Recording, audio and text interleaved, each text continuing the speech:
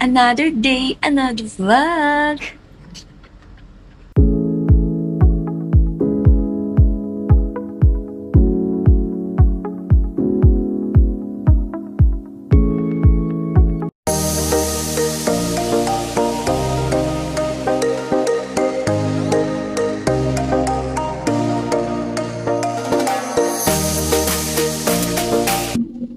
Ayan, samahan niyo kami mga Day kasi pupunta tayo sa Wat Pho.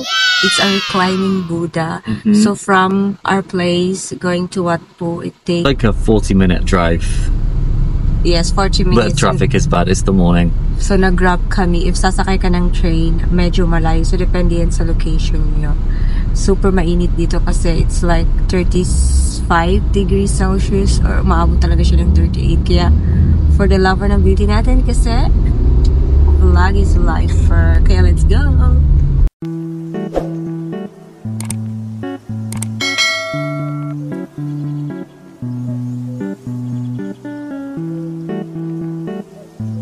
Ayan, nakarating na tayo dito. Isa to sa pinakasikat na temple dito sa Bangkok, Thailand. Ito yung opening time nila from 8 AM hanggang 7:30 PM. Mas maganda talaga, mas early kayong dadating dito like opening time. Kasi talaga if pupunta kayo dito ng mga afternoon or mga tanghali, super mainit talaga at masakit sa balat. Super walang gana maggala-gala dito kasi super ang lawak-lawak ng lugar na ito. Ayan yung pamapa nila. Super amazing. Ang daming mga temples, ang daming mga Buddha dyan. Kaya ano pang hinintay natin? So let's explore and let's discover. At huwag nyo rin kalimutan magdala ng cash kasi usually talaga cash yung ginagamit dito. At ay nagbayad din ng 300 baht, so mga 477 in peso for entrance. So we're here at Wat Pho. Oh.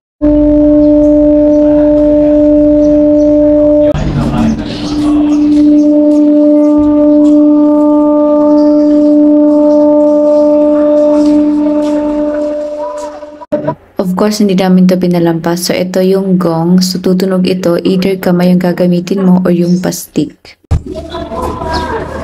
Pumasok rin kami dito sa kanilang first temple. So, dito kayo magpe-pray. Open naman to kahit anong religion. Ayan, nagtingin-tingin lang kami dito kasi nandito rin yung mga pa-history nila at marami pang ibang mga pa-Buddha.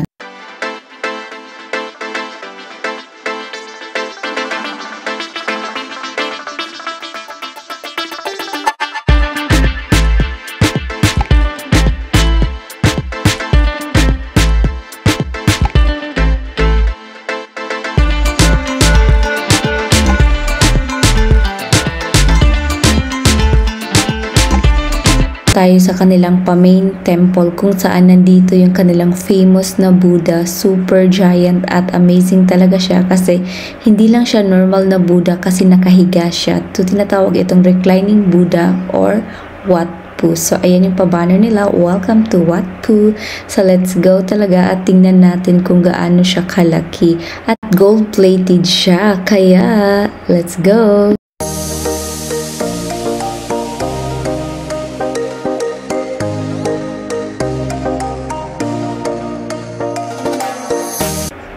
Ayan, kukuha lang tayo dito ng kanilang pabag. So, free lang ito kasi dito natin ilalagay yung pa-shoes natin or sandals kasi bawal talagang naka-sandals dito. So, kailangan tayo nakapaa.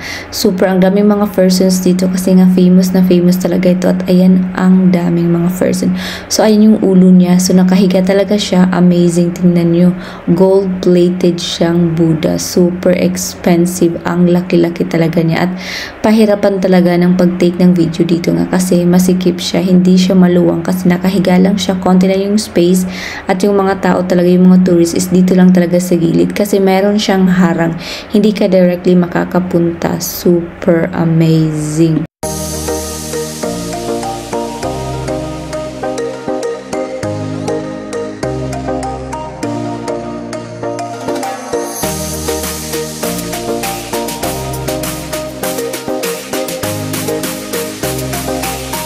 15-meter high at 46-meter long siya. Ganyan siya kalaki. At meron din tong pa-dress code. So, kailangan talaga covered ang mga shoulders ng mga girls. Bawal talaga ang pa-sexy, mga pa-sleeveless at mga pa-shorts. At At ngayon naman pasukin natin itong kabilang temple. So magkabilaan lang talaga to. Super malaki talaga itong pa-village nila dito. So kasama na to sa pa-intern. So wala na kayong babayaring extra dito.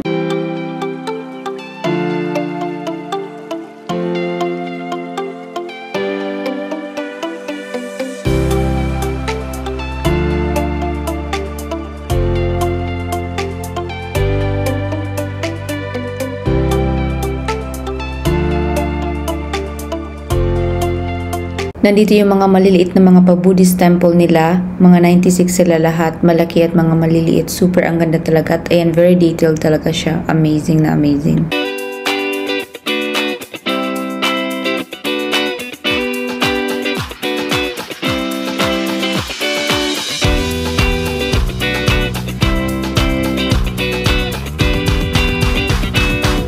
Ayun naman, pasukin natin itong Pao Busot kung saan may mga rooms dito at dito kayo magpe-pray. Kahit hindi kayo Buddhist, pwede kayong pumasok.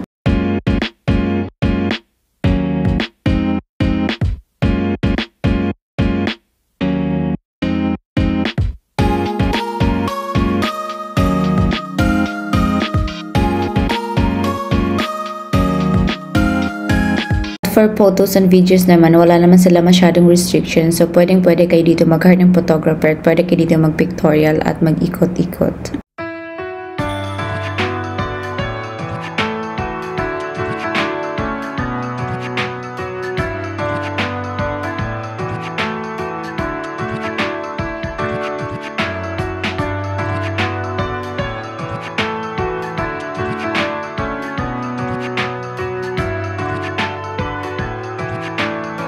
And it's also one of the oldest temple in Bangkok. And if mahilig kayo sa mga pa-sculpture, sa mga architectural designs, perfect talaga ito. Very interesting talaga kasi ang daming mga maliit na pa-temple at very detailed talaga. Marami kayong matututunan at hindi lang yan kasi nandito rin yung kanilang Patay Medicine School. So may school din sila dito at dito nag-originate ang kanilang Patay massage.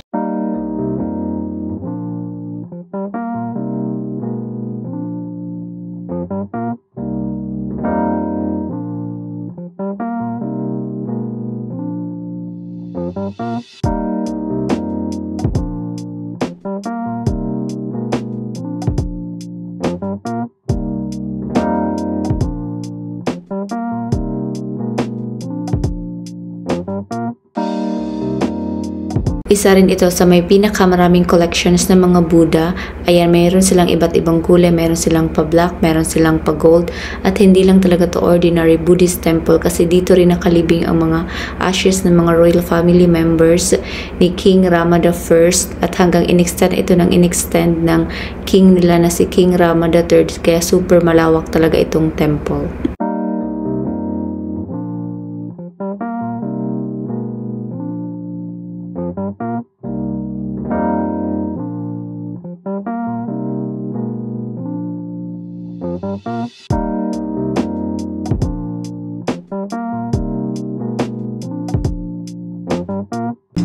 Featuring my serious videographer and the most handsome human being, Cheers.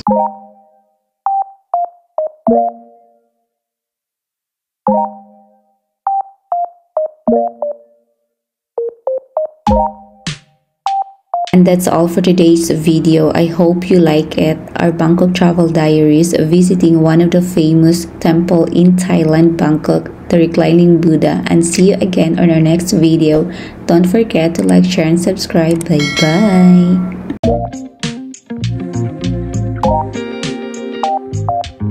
bye.